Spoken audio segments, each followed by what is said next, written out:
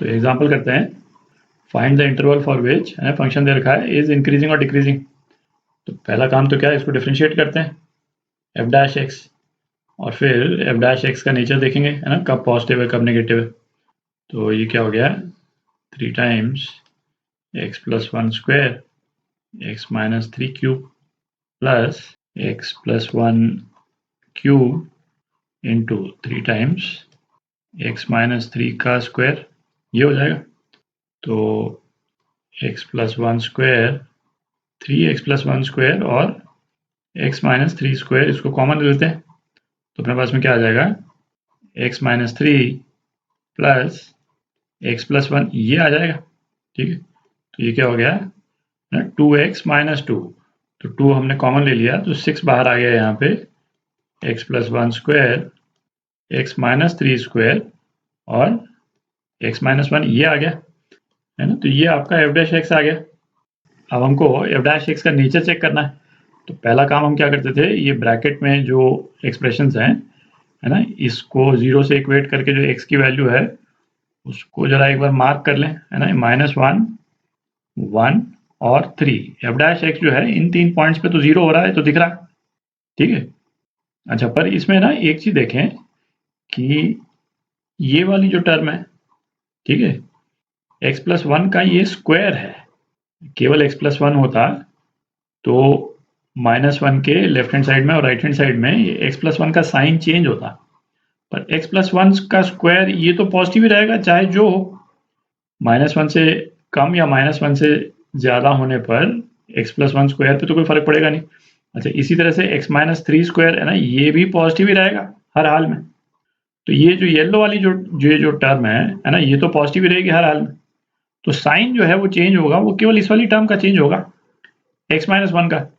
ठीक है, तो x माइनस 1 मतलब ये वाला पॉइंट, तो एफ डैश एक्स का जो साइन जो चेंज होगा वो 1 के ही लेफ्ट हैंड साइड में और राइट हैंड साइड में होगा।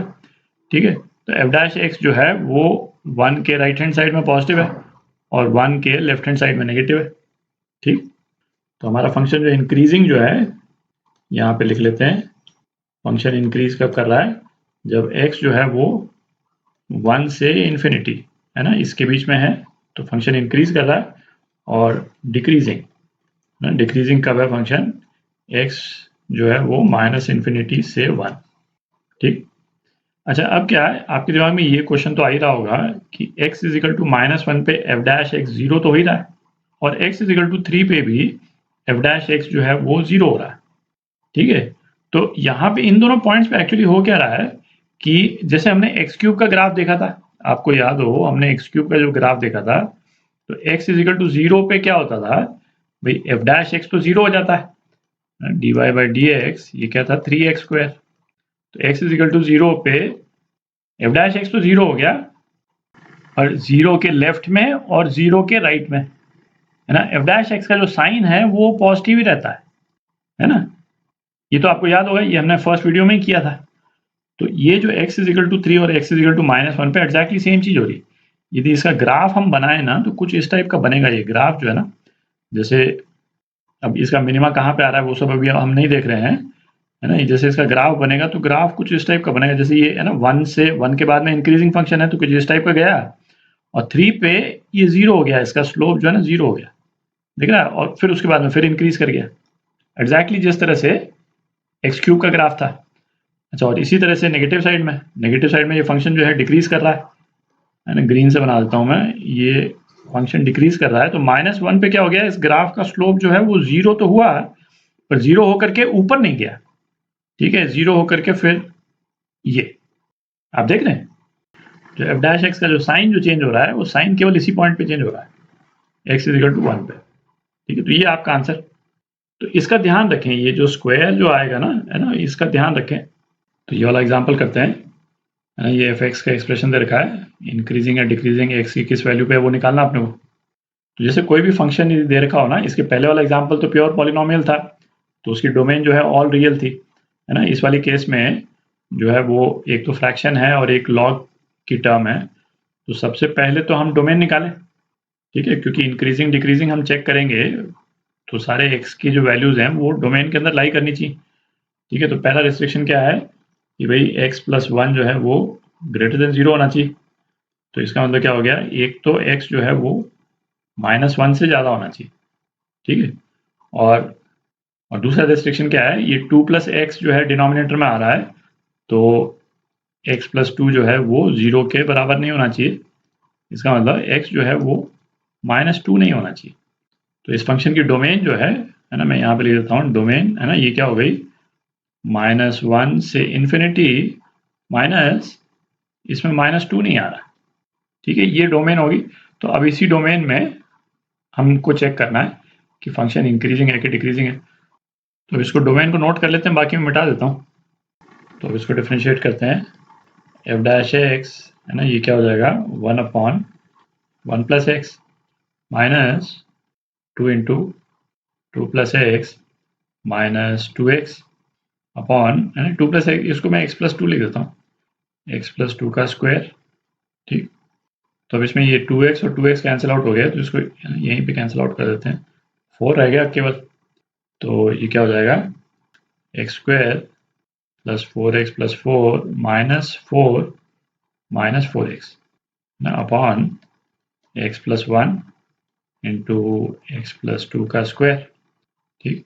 तो ये कैंसिल आउट हो गया, ये कैंसिल आउट हो गया, तो अपने पास में क्या रह गया, x square upon x plus 2 का स्क्वायर इंटू एक्स प्लस 1, है ना, ये रह गया।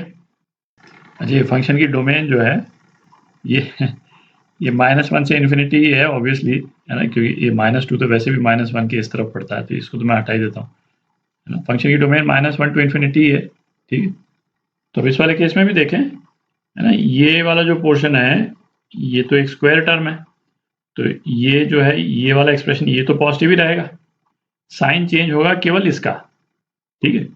अच्छा, ये तो अपने को मालूम ही है कि -1 जो है वो डोमेन में है ही नहीं।